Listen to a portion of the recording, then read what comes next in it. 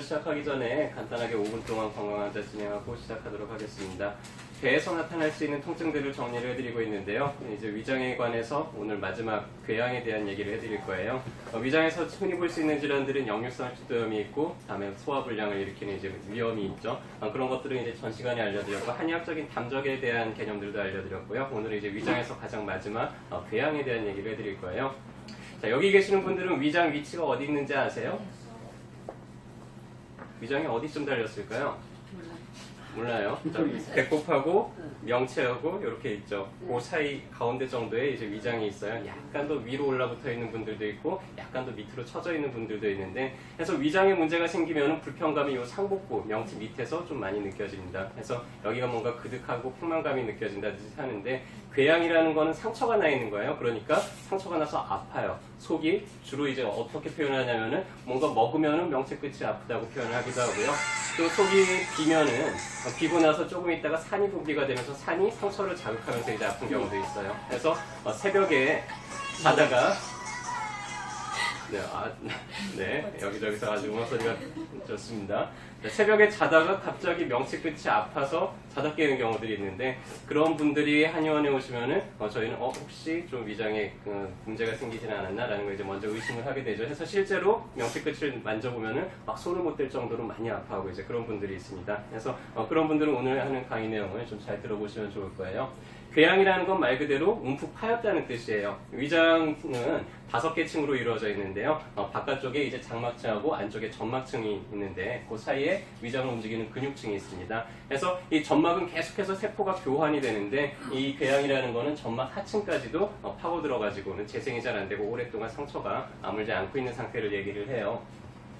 주로 궤양이 잘 생기는 부위는 역류식도가 잘 일어나는 이제 식도하고 만나는 부위, 그 다음에 12지장으로 넘어가는 12지장 구부, 아니면 음식물이 보이는 전정부라든지 이 위각부에 궤양이 많이 생기게 되는데요. 실제로 내시경 사진을 찍어보면은 이렇게 살짝 움푹 파여있는, 마치 입안이 허는 것처럼 위장 안에 점막이 이렇게 헐어있는 경우들이 있는데, 이 정도는 그냥 미란이라고 불러요. 근데 궤양은 좀 더 움푹 파여있는 거, 이걸 이제 궤양이라고 부르죠. 그래서 점막층만 손상이 돼 있으면은 우리가 미란이라고 그러지만은 점막 하층까지, 근육층까지 이제 침범을 하게 되면은 우리가 궤양이라고 부르게 됩니다. 상당히 아프겠죠. 이런 궤양이 생기는 여러 가지 원인인데, 가장 흔한 원인 중에 하나가 약이에요. 약 중에서 진통제 종류들. 우리 뭐 어디 허리 아프거나 무릎 아프거나 하는 분들 이제 진통제 많이 먹잖아요. 진통제의 가장 큰 부작용 중에 하나가 속이 불편한 거죠. 속 쓰린 거. 왜냐면은 진통을 시키는 기전 중에서 우리가 위장 점막을 보호하는 뮤신이라는 게 분비가 계속되는데, 근데 이 진통제들이 진통만 시키는 게 아니라 이 뮤신의 분비를 살짝 저하를 시켜요. 그래서 위장 점막이 보호가 되지 않기 때문에 그런 현상들이 자주 생깁니다. 그 외에도 좀 위장에 직접 자극을 주는 커피라든지 술이라든지 담배를 태운다든지, 아니면 우리나라 사람들 매운 음식 많이 먹죠. 매운 거 많이 먹게 되면 위장 점막을 자꾸 자극을 해서 그런 것들도 이제 원인이 되고요. 스트레스도 하나의 큰 원인이 되기도 합니다. 자, 가장 요새 이제 소화궤양, 위장이나 12장의 궤양이 생긴 분들을 치료를 할 때 가장 주목을 하는 게 뭐냐면은 이거예요. 뭐게요? 뭐처럼 보이나요? 생전 처음 보는 이것이 도대체 무엇이다는데, 이게 헬리코박터 파이로니균을 현미경으로 확대를 한 거예요. 많이 들어보셨죠? 헬리코박터. 그래서 요새는 병원에서 위장에 염증이 있거나 궤양이 있다 그러면 제일 첫 번째로 이제 표적을 삼는 게 헬리코박터 파이로리균이에요. 이거를 잘 재균을 시켜가지고는 균을 없애고 나면 상당히 증상도 많이 개선이 되고, 위암으로 전이가 되는 것들도 상당히 많이 막을 수가 있습니다. 그래서 12장 궤양 환자에서는 한 90% 정도가, 위궤양 환자에서는 한 70% 정도가 헬리코박터 파이로니균이 보유가 되고 있어요. 그래서 이것만 제거를 해주더라도 궤양이 좀 빠르게 해결이 되는 경우들이 많은데, 양방에서는 이제 이걸 제거하기 위해서 뭘 하냐면 항생제를 써요. 그래서 항생제 한두 가지로는 안 되니까 이제 3제요법이라고 해서 3종류의 약제를 동시에 쓰는 요법을 쓰는데, 근데 이게 내성이 잘 생겨요. 항생제의 문제는. 그러다 보니까 이제 3가지로 안 되니까 요새는 4제요법, 그래서 항생제를 복한 독시사이클린 같은 항생제를 쓰기도 하는데요. 자, 항생제를 쓰면은 문제가 뭐냐면은 나쁜 균들도 죽지만은 좋은 균들도 죽어요. 대표적인 게 이제 대장에 있는 유산균 같은 경우죠. 그래서 몸에 있는 좋은 균까지 다 죽어나가니까 그걸로 인한 부작용들도 좀 만만치가 않은 편입니다. 한의원에서는 이제 이런 분들이 오면은 제일 첫 번째로 권유를 하는 게 한약이에요. 한약에는 상당히 위장에 도움이 되는 약들이 많습니다. 최근 따끈따끈한 논문 하나 소개시켜 드릴게요. 2017년 4월에 나온 논문인데 한 58편 정도의 논문에 실린 5,192명의 환자들, 어떤 환자들이면 위궤양이 있는 환자들한테 건중탕이라고 하는 약을 썼을 때 얼마나 효과가 있는지를 이제 논문으로 리뷰를 했는데요.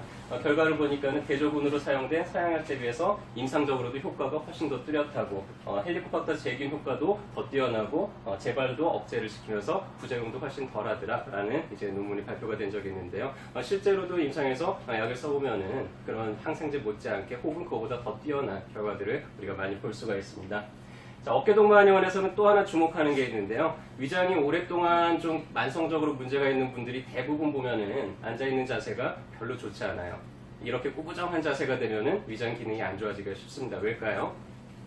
앉아있으면 위장을 좀 이렇게 꾸부정하게 되면 누르게 되잖아요. 하니까 식사를 하고 바로 앉아있는데 위장이 잘 움직이질 않아요. 음식이 훨씬 더 오래 머물게 되죠. 자, 이렇게 꾸부정하게 앉아있으면 어디에 긴장이 많이 되냐면 등짝이 좀 긴장이 많이 돼요. 그래서 소화가 안 되시는 분들 중에서 보면은 등이 아프다고 하는 분들이 많은데요. 그 긴장되어 있는 부위가 대체적으로 흉추 한 6번에서 8번 정도 사이인데 이게 어떤 곳이냐면은 위장을 움직이는 신경이 빠져나오는 데가 흉추 6번에서 8번 정도 사이예요. 그래서 고기가 긴장이 되면은 위장으로 전기 공급이 잘 안 되니까 위장이 또 기능이 활발하지가 못하겠죠. 그러다 보니까 이제 음식물도 더 오래되고 상처가 나도 치유가 잘 안 되고 그렇습니다. 그래서 그런 분들을 살펴보면은 실제로 좀 등이 많이 좌우로 틀어져 있어요. 그러면은 어깨동무에서는 그런 분들이 이제 교정 치료를 해서 등짝을 좀 바로 세워줍니다. 그렇게 하면은 위장의 전기호흡도 훨씬 잘 되고 움직임도 좋아지면서 회복이 빨라지게 되죠.